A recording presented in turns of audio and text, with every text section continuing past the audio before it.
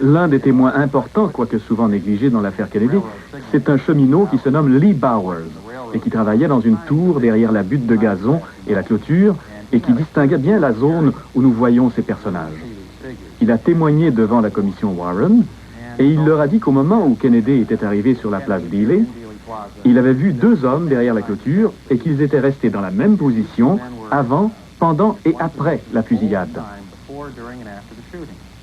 Lee Bowers meurt dans un mystérieux accident de voiture 2 ans et demi après l'assassinat. Cependant, son témoignage est corroboré par celui d'un autre témoin oculaire, Ed Hoffman, sourd-muet et qui donne ici sa première entrevue. J'ai quitté mon travail de bonne heure parce que j'avais rendez-vous chez le dentiste. Je roulais sur l'autoroute là. Et je me suis souvenu que le président Kennedy était en visite à Dallas. J'ai garé ma voiture ici. Et je me suis rendu compte que d'où j'étais, je pourrais voir passer Kennedy tout près. J'ai attendu ici et j'ai cherché des yeux l'endroit d'où il arriverait. C'est là que tout à coup, j'ai vu deux hommes au comportement suspect, là, dans l'aire de stationnement. Il y a 25 ans, ces arbres ne cachent pas la vue depuis l'endroit où ils se trouvent et du bord de l'autoroute, Ed Hoffman voit distinctement l'aire de stationnement derrière la butte de gazon. J'ai vu un homme qui portait un chapeau noir et une veste bleue. J'ai vu un nuage de fumée et j'ai cru que c'était une cigarette. Mais c'était pas ça. Il avait un fusil et il marchait vers la voie ferrée. Il a lancé son fusil à l'autre homme. Il a fait demi-tour, il a tiré sur sa veste, ajusté son chapeau et il est parti comme si de rien n'était.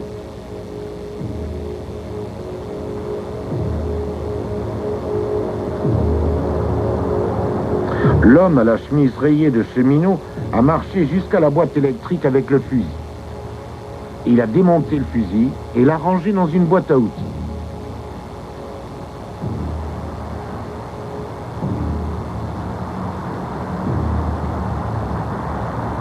Là, il est reparti tranquillement vers la voie ferrée.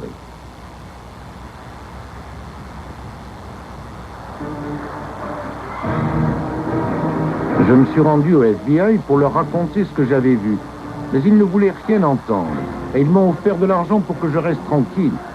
Ils ne se rendaient pas compte que ce qui m'importait, c'était de dire ce que j'avais vu. J'avais du mal à communiquer avec eux. Et j'ai l'impression que les deux hommes que j'ai vus travaillaient ensemble. Et que celui derrière la clôture avec le fusil est celui qui a tué le président Kennedy. And one of the important and yet often neglected witnesses in the Kennedy case is a railroad signalman named Lee Bowers, who was working in a railroad tower behind the picket fence and behind the grassy knoll. And he had a good view of the area where we see these figures. And he testified to the Warren Commission and told them that when Kennedy appeared in Dealey Plaza, there were two men behind the fence that he could see. And these two men were in this one position the whole time before, during, and after the shooting. Lee Bowers died in a mysterious car accident 2.5 years after the assassination. However, his story is confirmed by another eyewitness, Ed Hoffman, a deaf mute who is interviewed here for the first time. I'd gotten off work early because I had a dentist's appointment. I was traveling down the freeway here, and I remembered that President Kennedy was coming to visit Dallas. I parked my car here. I realized at this spot that I would be able to see Kennedy pass close by. I stood here and waited, and I was looking towards where he would be coming from. I suddenly saw two men who looked suspicious directly over there in the car park. 25 years ago, these trees did not obscure the view. From his position at the side of the freeway, Ed Hoffman could clearly see the car park area behind the grassy knoll. I saw a man standing here, wearing a black hat and a blue jacket. I saw a puff of smoke and I thought it was a cigarette, but it wasn't. He had a gun and he walked towards the railroad. He tossed the gun to the second man. Then he turned and straightened his jacket, adjusted his hat, and walked casually away.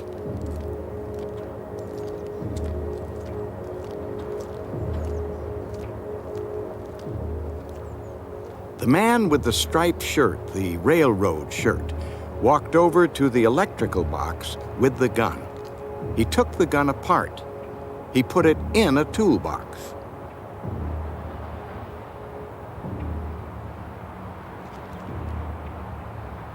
He then walked slowly away in the direction of the railroad track.